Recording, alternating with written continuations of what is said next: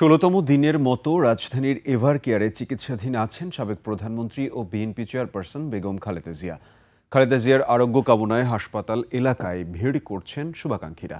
চিকিৎসা সার্বিক তদারকি করছেন তারেক রহমানের স্ত্রী ডক্টর জুবাইদা রহমান। আদিত্য মামুনের রিপোর্ট।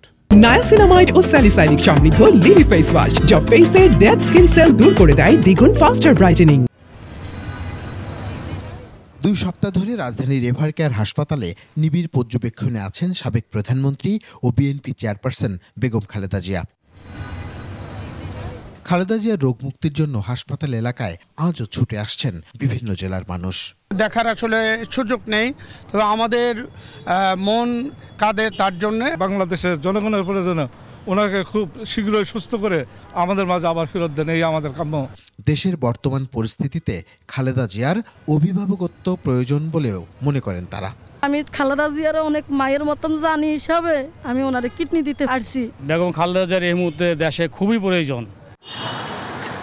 সাবেক প্রধানমন্ত্রীর সুচিকিৎসার জন্য গঠিত বিশ্বমানের মেডিকেল বোর্ডের পরামর্শ মেনেই চিকিৎসা চলছে এভার কেয়ারে। চিকিৎসার সার্বিক তদারকি করছেন খালেদা জিয়ার পুত্রবধূ ডাক্তার জুবাইদা রহমান। আদিত্য মামুন, ২১শে টেলিভিশন,